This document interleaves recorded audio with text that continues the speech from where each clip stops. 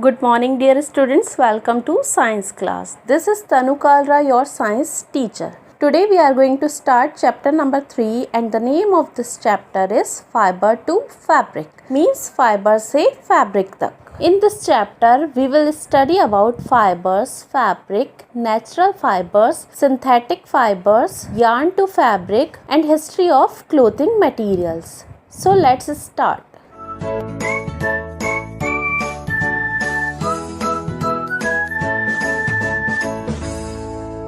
Students, when you look around yourself, you will notice that your clothes, bed sheets, pillow covers, towels, curtains, blankets, your tablecloth, your shopping bags and even your school bags, all these things are made up of different kinds of clothing material. जब आप अपने आसपास देखोगे तो आप notice करोगे कि आपके कपड़े, बेडशीट्स, यहाँ तक कि आपका स्कूल बैग भी अलग अलग क्लोथिंग मटेरियल से बना है. You will be able to notice the difference by feeling and touching them. इनके बीच का डिफरेंस आप इन्हें टच करके और फील करके नोटिस कर सकते हैं. All of these items are made up of fabrics. Students, ये जो सारे आइटम्स होते हैं वो अलग अलग फैब्रिक से बने होते हैं. So now question arises, what are fabrics? Fabrics क्या है? From where do we get fabrics? Fabrics हमें कहाँ से मिलते हैं? और how these various items are made from fabrics. So whenever you had visited a garment shop, you must have noticed bundle of clothes like this lying there. जब भी आप किसी कपड़े की दुकान पर जाते होगे तो आप देखते होगे कि वहाँ इस तरह के कपड़ों के बंडल्स रखे होते हैं. So these are called fabrics. So ये क्या कहलाते हैं? Fabrics. Students, fabrics are materials used for making clothes, curtains, bed sheets, tablecloth, towels, bags, etc. These fabrics are stitched either manually with the help of sewing machines or in the factories. To get all these different items such as clothes, bed sheets, pillow covers, curtains, blankets, shopping bags, carpets, etc. In fabrics को हाथ से या factories में बड़ी बड़ी machines की help से सिलकर अलग अलग आइटम्स बनाए जाते हैं, जैसे bed sheets, pillow covers, curtains, blanket, shopping bags, carpet etcetera. Let's now try to understand about fabrics in more detail. Whenever we look at any fabric, it seems like a continuous piece. जब भी हम किसी fabric को देखते हैं तो वो एक कॉन्टीन्यूस पीस की तरह दिखाई देता है. But is fabric really a continuous piece? क्या फैब्रिक सच में एक कॉन्टीन्यूस पीस है? इसके लिए आपको क्या करना है? आपको अपने घर पर एक फैब्रिक लेना है और उसे पास से देखना है.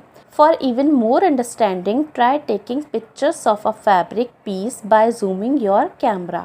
इसे और अच्छे से समझने के लिए आपको क्या करना है? आपको मोबाइल का कैमरा जूम करके फैब्रिक की एक पिक्चर लेनी है. After taking picture you will observe that while from a distance fabric seems like a continuous piece but actually it is not. Picture लेने के बाद आप नोटिस करेंगे कि दूर से देखने पर फैब्रिक एक कॉन्टीन्यूस पीस की तरह दिखाई देता है, पर एक्चुअली में ऐसा नहीं है.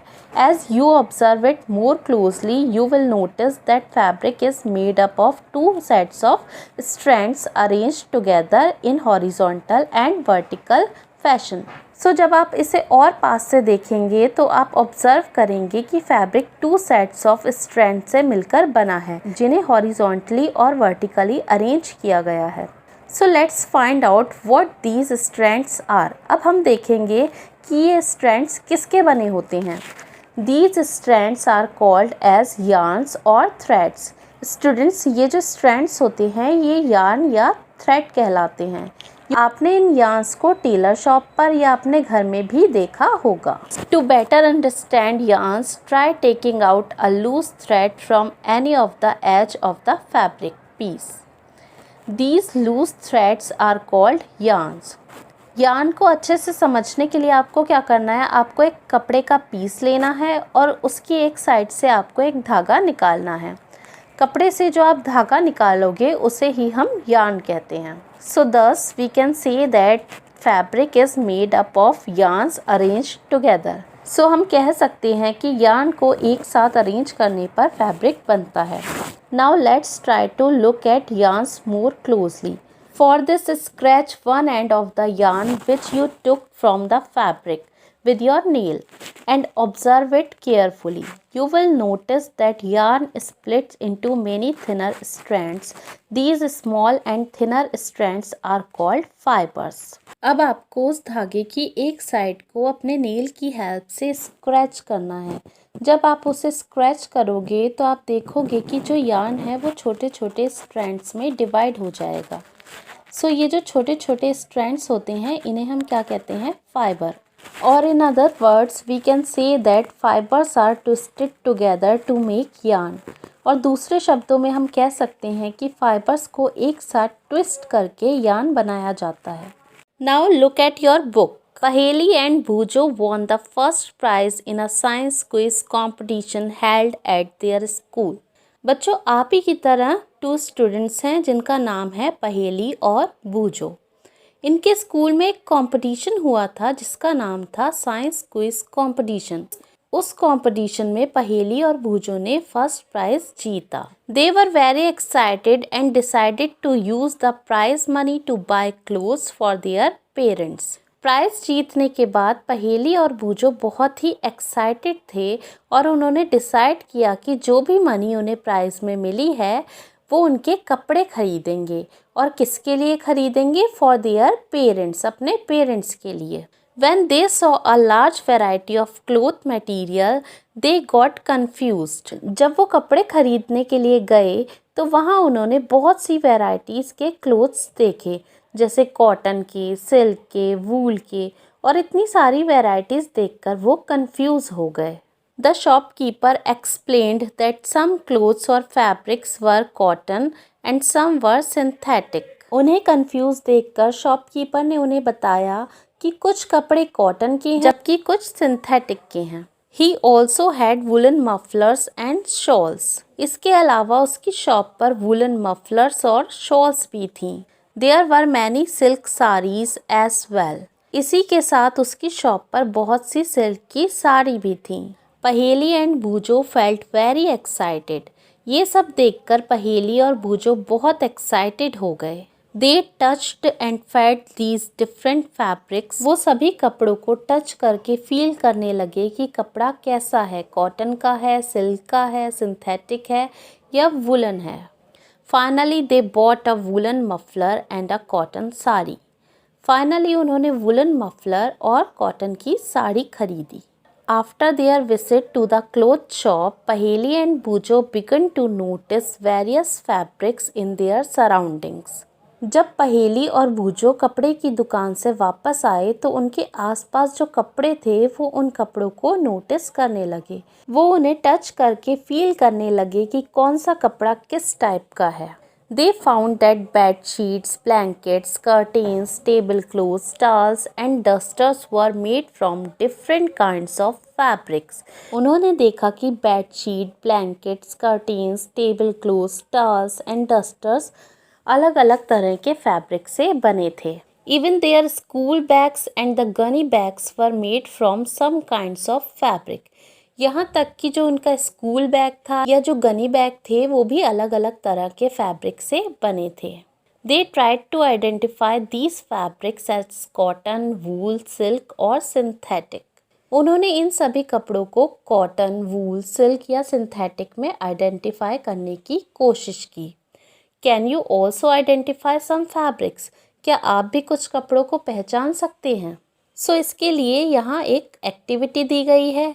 लेट्स सी इस एक्टिविटी में आपको क्या करना है। Visit a near by tailoring shop. आपको किसी टेलरिंग शॉप पर जाना है। टेलरिंग शॉप मीन्स जहाँ कपड़ों की सिलाई की जाती है।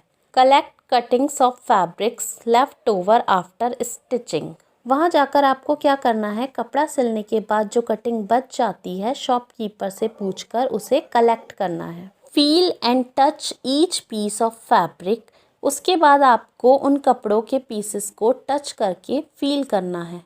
Now try to label some of the fabrics as cotton, silk, wool और synthetic after asking for help from the tailor. जब आप कपड़ों को टच करके फील करोगे तो आपको उन्हें टेलर की हेल्प से अलग अलग कैटेगरी में क्लासिफाई करना है, जैसे कॉटन में, सिल्क में, वूल में या सिंथेटिक में।